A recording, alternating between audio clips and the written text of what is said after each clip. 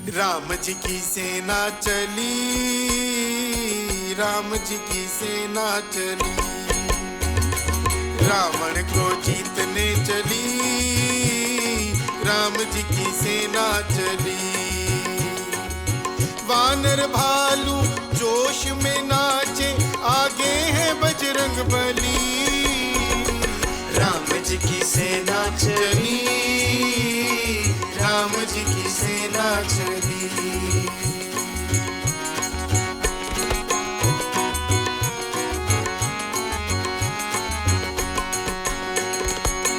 रावण सीता को हर लाया, दुर्भाग्य को गले लगाया, दुर्भाग्य को गले लगाया।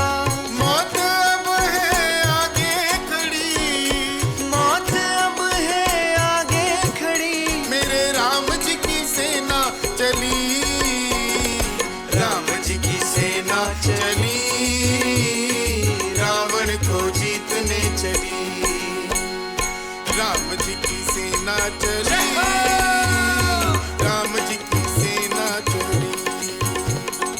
राम लक्ष्मण जानकी जय बोलो हनुमान की, राम लक्ष्मण जानकी जय बोलो हनुमान की।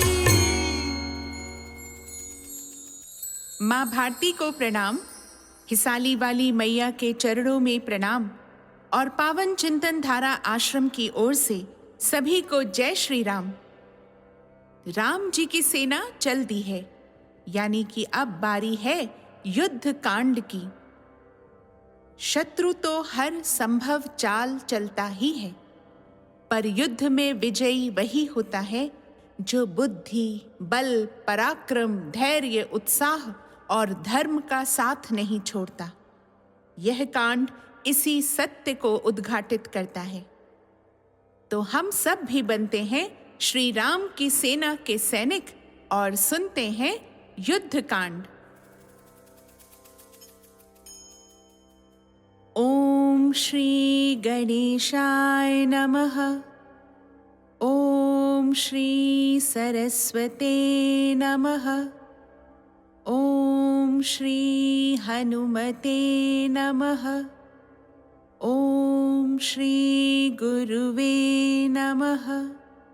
श्री सियावर राम शरणागतम्। श्री सीताराम चंद्राभ्यां नमः। श्रीमद् वाल्मीकि रामायण युद्ध कांड 20वां सर्ग। शार्दूल के कहने से रावण का शुक को दूत बनाकर सुग्रीव के पास संदेश भेजना, वहां वानरों द्वारा उसकी दुर्दशा, श्री राम की कृपा से उसका संकट से छूटना और सुग्रीव का रावण के लिए उत्तर देना। इसी बीच में दुरात्मा राक्षस राज रावण के गुप्तचर पराक्रमी राक्षस शार्दूल ने वहां आकर सागर तट पर छावनी डाले पड़ी हुई सुग्रीव द्वारा सुरक्षित वानरी सेना को देखा।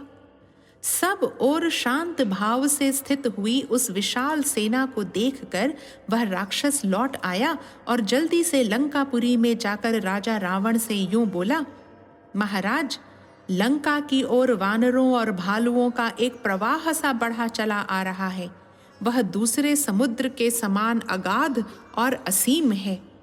राजा दशरथ के ये पुत्र दोनों भाई श्री राम और लक्ष्मण बड़े ही रूपवान और श्रेष्ठ वीर हैं। वे सीता का उद्धार करने के लिए आ रहे हैं। महातेजस्वी महाराज, ये दोनों रघुवंशी बंधु भी इस समय समुद्र तट पर ही आकर ठहरे हुए हैं।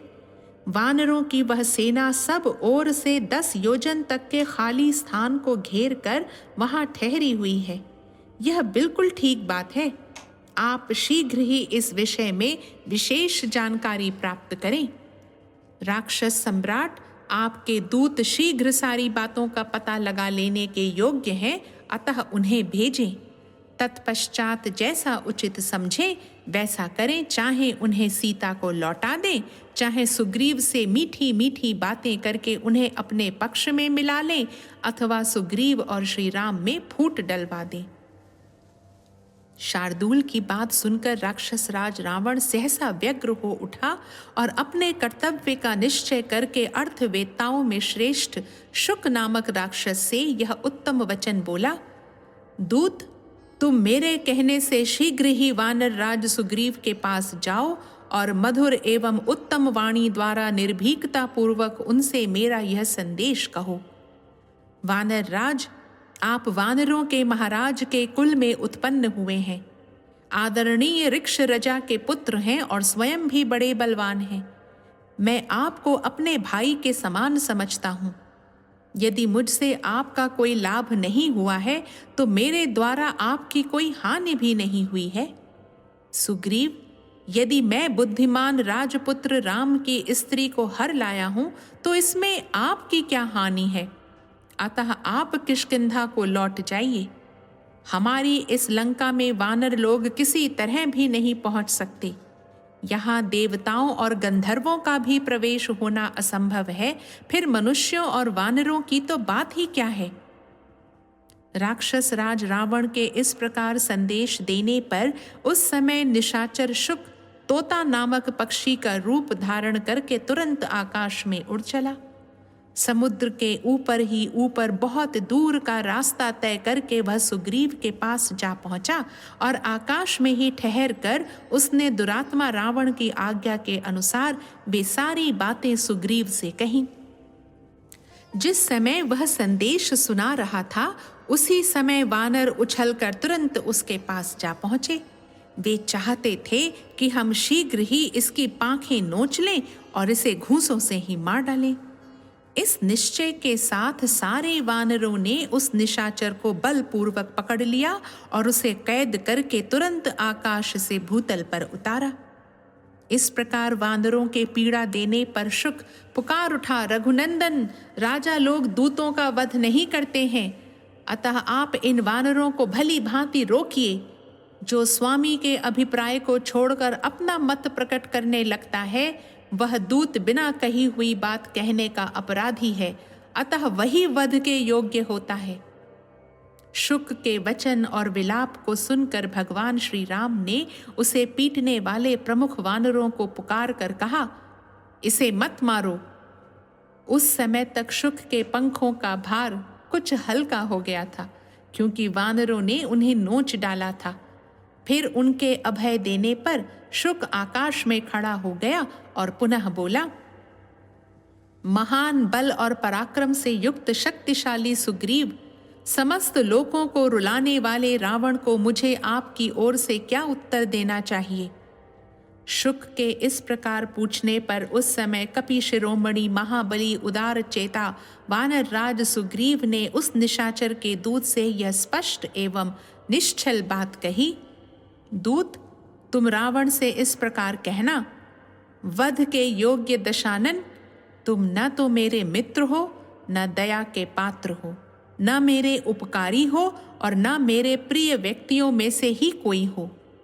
भगवान श्री राम के शत्रु हो, इस कारण अपने सगे संबंधियों सहित तुम वाली की भांति ही मेरे लिए बद्ध हो। निशाचर राज, मैं पुत्र, बंधु और कुटुंबी जनों सहित तुम्हारा संहार करूंगा और बड़ी भारी सेना के साथ आकर समस्त लंकापुरी को भस्म कर डालूंगा। मूर्ख रावण, यदि इंद्र आदि समस्त देवता तुम्हारी रक्षा करें तो भी श्री रघुनाथ जी के हाथ से अब तुम जीवित नहीं छूट सकोगे। तुम अंतर्धान हो जाओ, आकाश में चले जाओ, पाताल में घुस जाओ अथवा महादेव जी के चरणार विंदों का आश्रय लो, फिर भी अपने भाइयों सहित तुम अवश्य श्री रामचंद्र जी के हाथों से मारे जाओगे। तीनों लोकों में मुझे कोई भी पिशाच, राक्षस, गंधर्व या असुर ऐसा नहीं दिखाई देता जो तुम्हारी रक्षा कर सके। चिरकाल के बूढ़े गृधराज जटायु को तुमने क्यों मारा?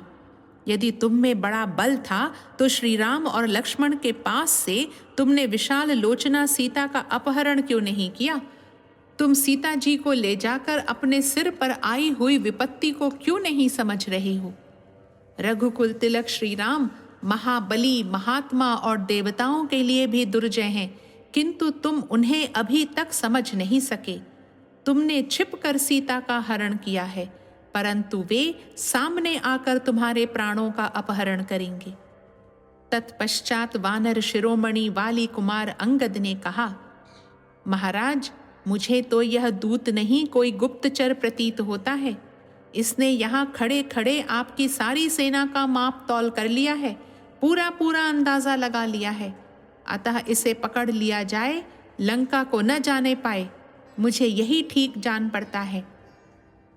फिर तो राजा सुग्रीव के आदेश से वानरों ने उछलकर उसे पकड़ लिया और बांध दिया। वह बेचारा अनाथ की भांति विलाप करता रहा। उन प्रचंड वानरों से पीड़ित हो शुक ने दशरथ नंदन महात्मा श्री राम को बड़े जोर से पुकारा और कहा, प्रभो, बलपूर्वक मेरी पांखें नोची और आंखें फोड़ी जा रही हैं। यदि आज मैंने प्राणों का त्याग किया तो जिस रात में मेरा जन्म हुआ था और जिस रात को मैं मरूंगा, जन्म और मरण के इस मध्यवर्ती काल में मैंने जो भी पाप किया हो वह सब आपको ही लगेगा। उस समय उसका वह विलाप सुनकर श्री राम ने उसका वध नहीं होने दिया। उन्होंने वानरों से कहा, छोड़ दो, यह दूत होकर ही आया था। इस प्रकार श्री वाल्मीकि निर्मित आर्ष रामायण आदि काव्य के युद्ध कांड में 20वां सर्ग पूरा हुआ। रामो राजमणिः सदा विजयते, रामं रमेशं भजे। रामेणाभिहता निशाचरचमू, रामाय तस्मै नमः। 21वां सर्ग। श्री राम का समुद्र के तट पर कुशा बिछाकर 3 दिनों तक धरना देने पर भी समुद्र के दर्शन न देने से कुपित हो उसे बाण मारकर विक्षुब्ध कर देना। तदनंतर श्री रघुनाथ जी समुद्र के तट पर कुशा बिछा महासागर के समक्ष हाथ जोड़ पूर्वाभिमुख हो वहां लेट गए। उस समय शत्रुसूदन श्री राम ने सर्प के शरीर की भांति कोमल और वनवास के पहले सोने के बने हुए सुंदर आभूषणों से सदा विभूषित रहने वाली अपनी एक दाहिनी बांह को तकिया बना रखा था। अयोध्या में रहते समय मात्र कोटि की अनेक उत्तम नारियां धाएं, मणि और सुवर्ण के बने हुए केयूरों तथा मोती के श्रेष्ठ आभूषणों से विभूषित अपने कर कमलों द्वारा नहलाने धुलाने आदि के समय अनेक बार श्री राम के उस बाह को सहलाती और दबाती थीं। पहले चंदन और अगुरु से उस बाह की सेवा होती थी। प्रातः काल के सूर्य की सी कांति वाले लाल चंदन उसकी शोभा बढ़ाते थे। सीता हरण से पहले शयन काल में सीता का सिर उस बाह की शोभा बढ़ाता था और श्वेत शैया पर स्थित एवं लाल चंदन से चर्चित हुई वह बाह गंगा जल में निवास करने वाले तक्षक के शरीर की भांति सुशोभित होती थी। युद्ध स्थल में जुए के समान वह विशाल भुजा शत्रुओं का शोक बढ़ाने वाली और सुहृदों को दीर्घ काल तक आनंदित करने वाली थी। समुद्र पर्यंत अखंड भूमंडल की रक्षा का भार उनकी उसी भुजा पर प्रतिष्ठित था।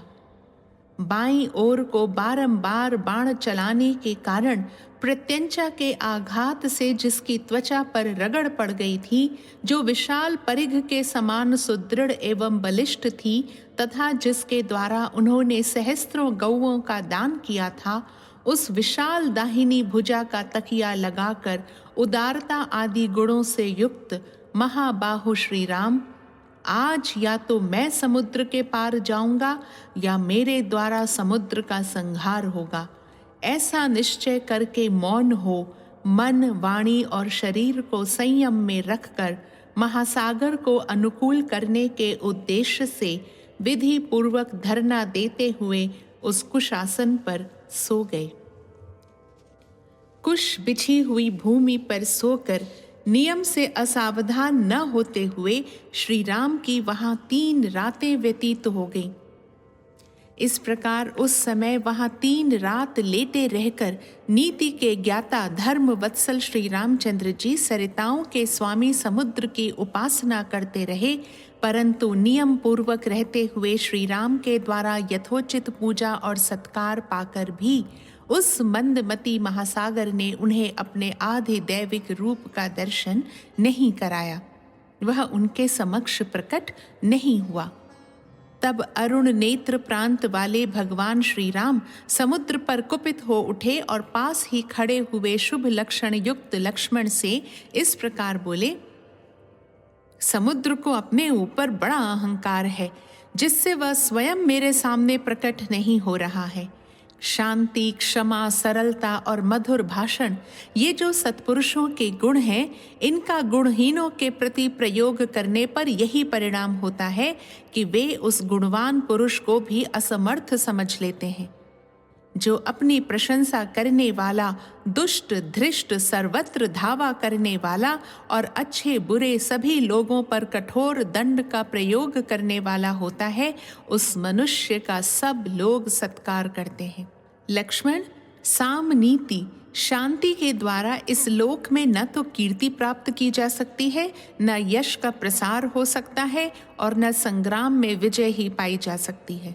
सुमित्रा नंदन, आज मेरे बाणों से खंड खंड हो मगर और मत्स्य सब ओर उतरा कर बहने लगेंगे और उनकी लाशों से इस मकरालय समुद्र का जल आच्छादित हो जाएगा। तुम यह दृश्य आज अपनी आंखों देख लो। लक्ष्मण, तुम देखो कि मैं यहाँ जल में रहने वाले सर्पों के शरीर, मत्स्यों के विशाल कलेवर और जल हस्तियों के शुंड दंड के किस तरह टुकड़े टुकड़े कर डालता हूँ। आज महान युद्ध ठानकर शंखों और सीपियों के समुदाय तथा मत्स्यों और मगरों सहित समुद्र को मैं अभी सुखाए देता हूँ। मगरों का निवास भूत यह समुद्र मुझ क्षमा से युक्त देख असमर्थ समझने लगा है। ऐसे मूर्खों के प्रति की गई क्षमा को धिक्कार है।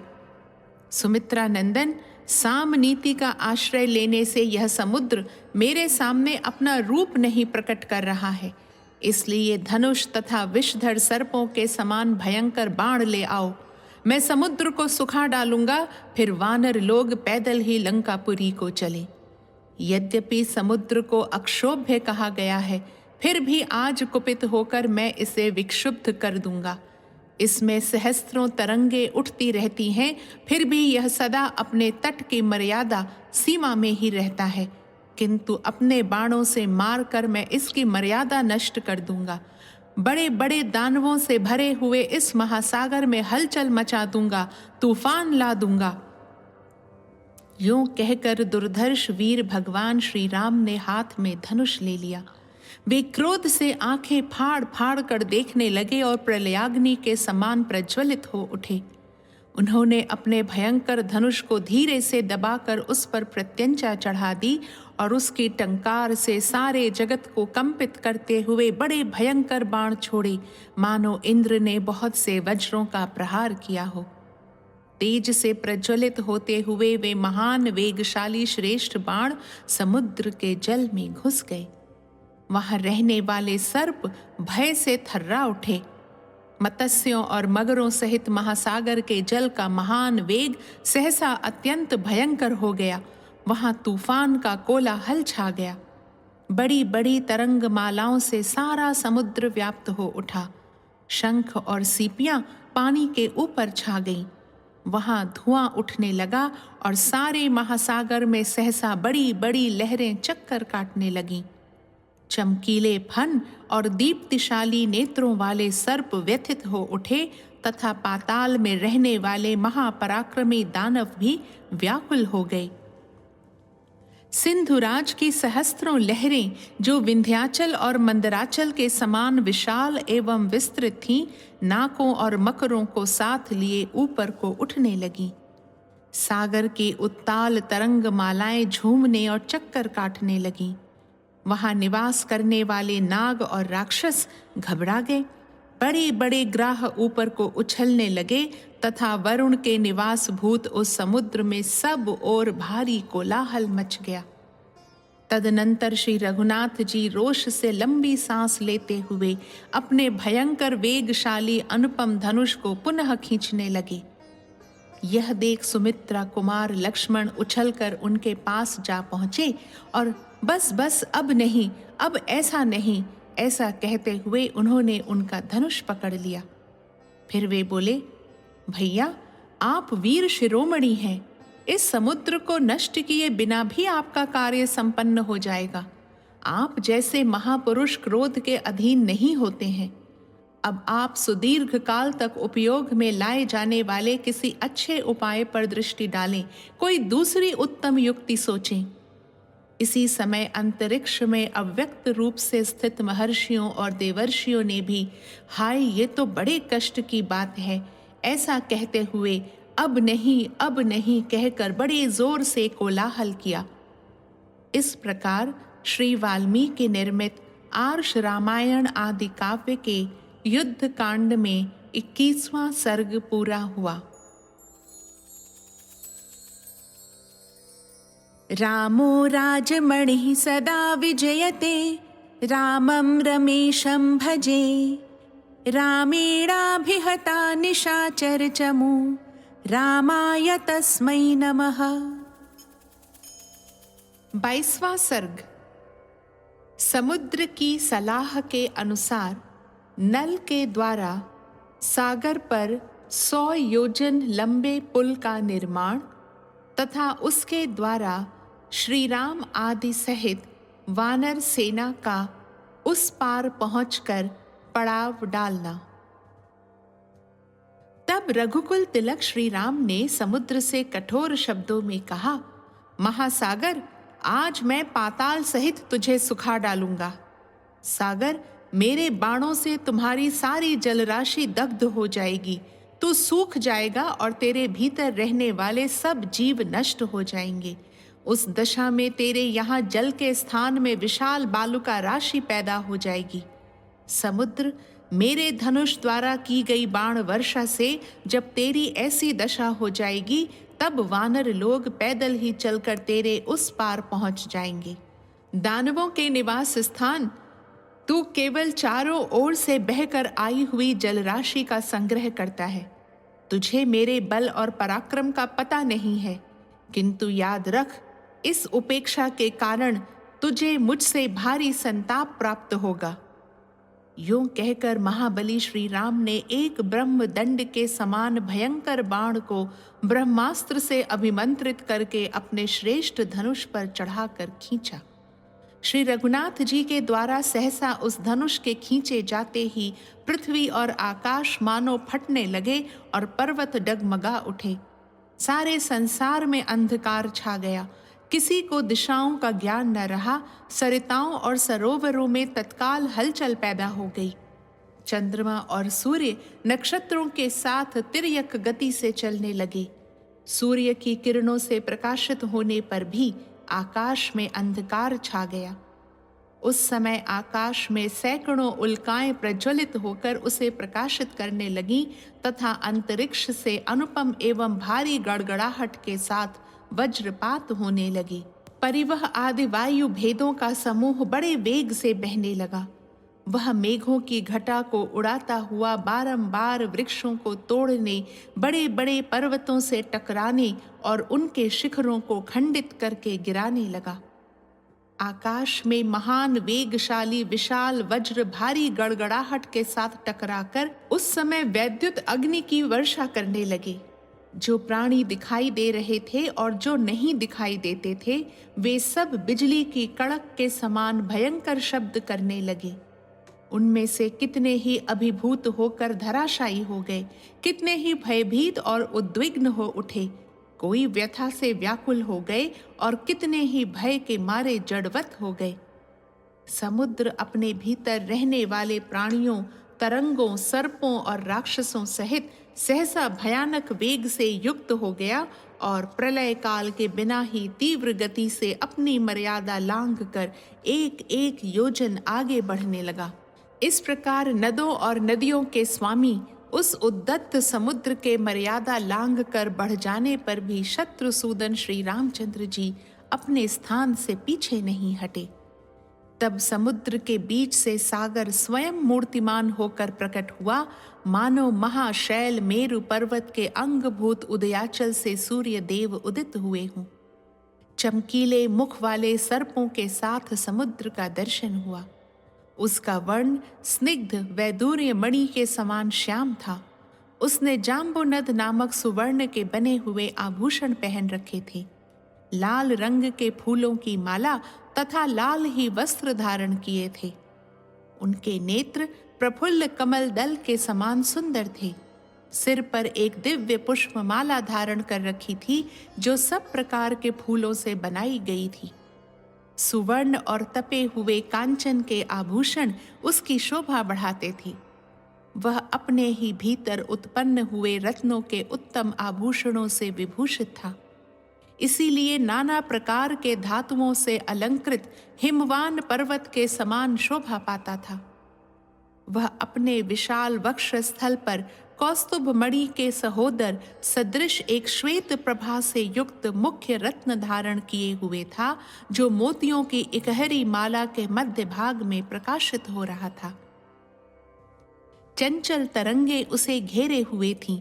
मेघमाला और वायु से वह व्याप्त था तथा गंगा और सिंधु आदि नदियां उसे सब ओर से घेर कर खड़ी थीं। उसके भीतर बड़े बड़े ग्राह उद्भ्रांत हो रहे थे। नाग और राक्षस घबराए हुए थे। देवताओं के समान सुंदर रूप धारण करके आई हुई विभिन्न रूप वाली नदियों के साथ शक्तिशाली नदीपति समुद्र ने निकट आकर पहले धनुर्धर श्री रघुनाथ जी को संबोधित किया और फिर हाथ जोड़कर कहा, सौम्य रघुनंदन, पृथ्वी, वायु, आकाश, जल और तेज ये सर्वदा अपने स्वभाव में स्थित रहते हैं। अपने सनातन मार्ग को कभी नहीं छोड़ते, सदा उसी के आश्रित रहते हैं। मेरा भी यह स्वभाव ही है, जो मैं अगाध और अथाह हूँ। कोई मेरे पार नहीं जा सकता। यदि मेरी थाह मिल जाए तो यह विकार मेरे स्वभाव का व्यतिक्रम ही होगा। इसलिए मैं आपसे पार होने का यह उपाय बताता हूँ। राजकुमार, मैं मगर और नाक आदि से भरे हुए अपने जल को किसी कामना से, लोभ से अथवा भय से किसी तरह स्तंभित नहीं होने दूंगा। श्री राम, मैं ऐसा उपाय बताऊंगा जिससे आप मेरे पार चले जाएंगे। ग्राह वानरों को कष्ट नहीं देंगे, सारी सेना पार उतर जाएगी और मुझे भी खेद नहीं होगा। मैं आसानी से सब कुछ सह लूंगा। वानरों के पार जाने के लिए जिस प्रकार पुल बन जाए, वैसा प्रयत्न मैं करूंगा। तब श्री रामचंद्र जी ने उससे कहा, वरुणालय, मेरी बात सुनो। मेरा यह विशाल बाण अमोघ है।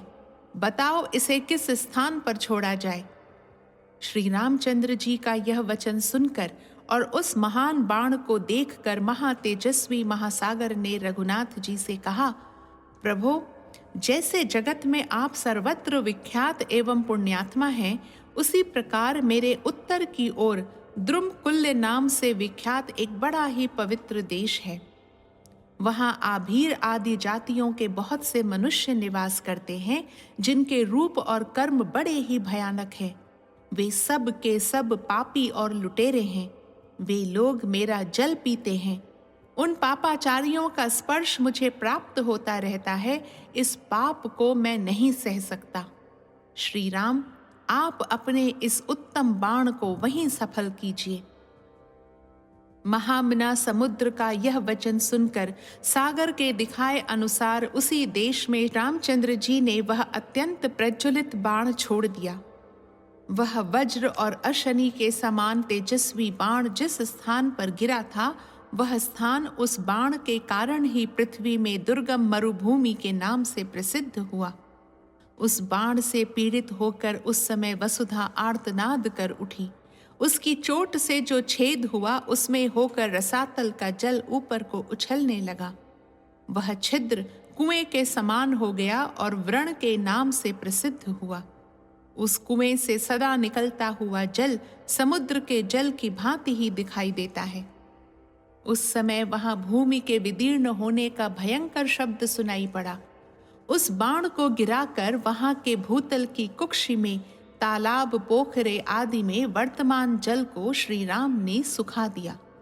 तब से वह स्थान तीनों लोकों में मरुकांतार के नाम से ही विख्यात हो गया। जो पहले समुद्र का कुक्षी प्रदेश था, उसे सुखाकर देवोपम पराक्रमी विद्वान दशरथ नंदन श्री राम ने उस मरुभूमि को वरदान दिया। यह मरुभूमि पशुओं के लिए हितकारी होगी, यहाँ रोग कम होंगे। यह भूमि फल, मूल और रसों से संपन्न होगी। यहाँ घी आदि चिकने पदार्थ अधिक सुलभ होंगे। दूध की भी बहुतायत होगी। यहाँ सुगंध छाई रहेगी और अनेक प्रकार की औषधियां उत्पन्न होंगी। इस प्रकार भगवान श्री राम के वरदान से वह मरु प्रदेश इस तरह के बहुसंख्यक गुणों से संपन्न हो सबके लिए मंगलकारी मार्ग बन गया। उस कुक्षी स्थान के दग्ध हो जाने पर सरिताओं के स्वामी समुद्र ने संपूर्ण शास्त्रों के ज्ञाता श्री रघुनाथ जी से कहा, सौम्य, आपकी सेना में जो यह नल नामक कांतिमान वानर है, साक्षात विश्वकर्मा का पुत्र है। इसे इसके पिता ने यह वर दिया है कि तुम मेरे ही समान समस्त शिल्प कला में निपुण होगी। प्रभु, आप भी तो इस विश्व के सृष्टा विश्वकर्मा हैं। इस नल के हृदय में आपके प्रति बड़ा प्रेम है। यह महान उत्साही वानर अपने पिता के समान ही शिल्प कर्म में समर्थ है, अतः यह मेरे ऊपर पुल का निर्माण करे, मैं उस पुल को धारण करूंगा। यूं कहकर समुद्र अदृश्य हो गया। तब वानर श्रेष्ठ नल उठकर महाबली भगवान श्री राम से बोला, प्रभु, मैं पिता की दी हुई शक्ति को पाकर इस विस्तृत समुद्र पर सेतु का निर्माण करूंगा। महासागर ने ठीक कहा है।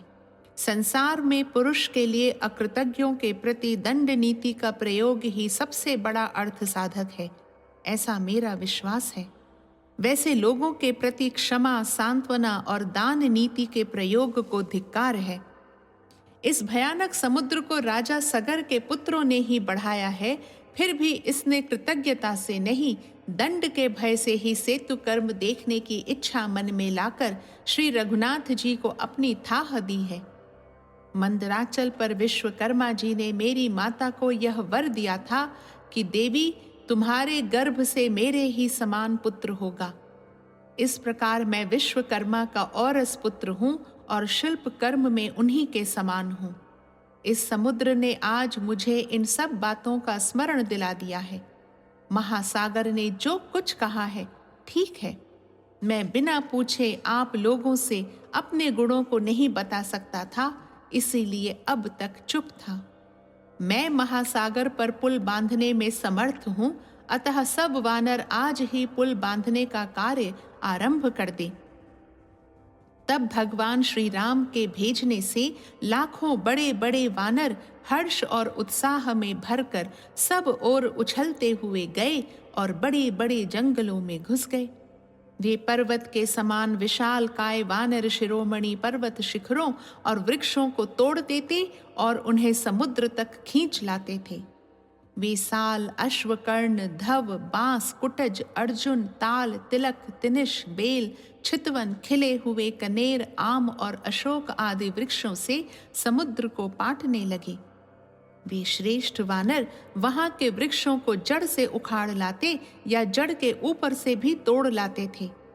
इंद्रध्वज के समान ऊंचे ऊंचे वृक्षों को उठाए लिए चले आते थे। ताड़ों, अनार की झाड़ियों, नारियल और बहेड़े के वृक्षों, करीर, बकुल तथा नीम को भी इधर उधर से तोड़ तोड़ कर लाने लगे। महाकाय महाबली वानर हाथी के समान बड़ी बड़ी शिलाओं और पर्वतों को उखाड़कर यंत्रों, विभिन्न साधनों द्वारा समुद्र तट पर ले आते थे। शिलाखंडों को फेंकने से समुद्र का जल सहसा आकाश में उठ जाता और फिर वहां से नीचे को गिर जाता था। उन वानरों ने सब ओर पत्थर गिराकर समुद्र में हलचल मचा दी। कुछ दूसरे वानर 100 योजन लंबा सूत पकड़े हुए थे। नल, नदों और नदियों के स्वामी समुद्र के बीच में महान सेतु का निर्माण कर रहे थे। भयंकर कर्म करने वाले वानरों ने मिलजुल कर उस समय सेतु निर्माण का कार्य आरंभ किया था। कोई नापने के लिए दंड पकड़ते थे तो कोई सामग्री जुटाते थे। श्री रामचंद्र जी की आज्ञा शिरोधार्य करके सैकड़ों वानर, जो पर्वतों और मेघों के समान प्रतीत होते थे, वहां तिनकों और काष्ठों द्वारा भिन्न भिन्न स्थानों में पुल बांध रहे थे। जिनके अग्रभाग फूलों से लदे थे, ऐसे वृक्षों द्वारा भी वे वानर सेतु बांधते थे। पर्वतों जैसी बड़ी बड़ी चट्टानें और पर्वत शिखर लेकर सब ओर दौड़ते वानर दानवों के समान दिखाई देते थे। उस समय उस महासागर में फेंकी जाती हुई शिलाओं और गिराए जाते हुए पहाड़ों के गिरने से बड़ा भीषण शब्द हो रहा था। हाथी के समान विशालकाय वानर बड़े उत्साह और तेजी के साथ काम में लगे हुए थे। पहले दिन उन्होंने 14 योजन लंबा पुल बांधा। फिर दूसरे दिन भयंकर शरीर वाले महाबली वानरों ने तेजी से काम करके 20 योजन लंबा पुल बांध दिया। तीसरे दिन शीघ्रता पूर्वक काम में जुटे हुए महाकाय कपियों ने समुद्र में 21 योजन लंबा पुल बांध दिया। चौथे दिन महान वेगशाली और शीघ्रकारी वानरों ने 22 योजन लंबा पुल और बांध दिया तथा 5वें दिन शीघ्रता करने वाले उन वानर वीरों ने सुवेल पर्वत के निकट तक 23 योजन लंबा पुल बांधा। इस प्रकार विश्वकर्मा के बलवान पुत्र कांतिमान कपिश्रेष्ठ नल ने समुद्र में 100 योजन लंबा पुल तैयार कर दिया। इस कार्य में वे अपने पिता के समान ही प्रतिभाशाली थे। मकरालय समुद्र में नल के द्वारा निर्मित हुआ वह सुंदर और शोभाशाली सेतु आकाश में स्वाति पथ, छाया पथ के समान सुशोभित होता था। उस समय देवता, गंधर्व, सिद्ध और महर्षि उस अद्भुत कार्य को देखने के लिए आकाश में आकर खड़े थे। नल के बनाए हुए 100 योजन लंबे और 10 योजन चौड़े उस पुल को देवताओं और गंधर्वों ने देखा, जिसे बनाना बहुत ही कठिन काम था। वानर लोग भी इधर उधर उछल कूद कर गर्जना करते हुए उस अचिंत्य, असह्य, अद्भुत और रोमांचकारी पुल को देख रहे थे। समस्त प्राणियों ने ही समुद्र में सेतु बांधने का वह कार्य देखा। इस प्रकार उन सहस्त्र कोटि 1 खरब महाबली एवं उत्साही वानरों का दल पुल बांधते बांधते ही समुद्र के उस पार पहुंच गया। वह पुल बड़ा ही विशाल, सुंदरता से बनाया हुआ, शोभा संपन्न, समतल और सुसंबद्ध था। वह महान सेतु सागर में सीमंत के समान शोभा पाता था। पुल तैयार हो जाने पर अपने सचिवों के साथ विभीषण गदा हाथ में लेकर समुद्र के दूसरे तट पर खड़े हो गए, जिससे शत्रु पक्षीय राक्षस यदि पुल तोड़ने के लिए आवे तो उन्हें दंड दिया जा सके। तदनंतर सुग्रीव ने सत्य पराक्रमी श्री राम से कहा, वीरवर, आप हनुमान के कंधे पर चढ़ जाइए और लक्ष्मण अंगद की पीठ पर सवार हो लें, क्योंकि यह मकरालय समुद्र बहुत लंबा चौड़ा है। ये दोनों वानर आकाश मार्ग से चलने वाले हैं, अतः ये ही दोनों आप दोनों भाइयों को धारण कर सकेंगे। इस प्रकार धनुर्धर एवं धर्मात्मा भगवान श्री राम लक्ष्मण और सुग्रीव के साथ उस सेना के आगे आगे चले। दूसरे वानर सेना के बीच में और अगल बगल में होकर चलने लगे। कितने ही वानर जल में कूद पड़ते और तैरते हुए चलते थे। दूसरे पुल का मार्ग पकड़कर जाते थे और कितने ही आकाश में उछलकर गरुड़ के समान उड़ते थे। इस प्रकार पार जाती हुई उस भयंकर वानर सेना ने अपने महान घोष से समुद्र की बढ़ी हुई भीषण गर्जना को भी दबा दिया। धीरे धीरे वानरों की सारी सेना नल के बनाए हुए पुल से समुद्र के उस पार पहुंच गई। राजा सुग्रीव ने फल, मूल और जल की अधिकता देख सागर के तट पर ही सेना का पड़ाव डाला। भगवान श्री राम का वह अद्भुत और दुष्कर कर्म देखकर सिद्ध, चारण और महर्षियों के साथ देवता लोग उनके पास आए तथा उन्होंने अलग अलग पवित्र एवं शुभ जल से उनका अभिषेक किया। फिर बोले, नरदेव, तुम शत्रुओं पर विजय प्राप्त करो और समुद्र पर्यंत सारी पृथ्वी का सदा पालन करते रहो। इस प्रकार भांति भांति के मंगल सूचक वचनों द्वारा राज सम्मानित श्री राम का उन्होंने अभिवादन किया। इस प्रकार श्री वाल्मीकि निर्मित आर्ष रामायण आदि काव्य के युद्ध कांड में 22वां सर्ग पूरा हुआ। रामो राजमणिः सदा विजयते, रामं रमेशं भजे। रामेणाभिहता निशाचरचमू, रामाय तस्मै नमः।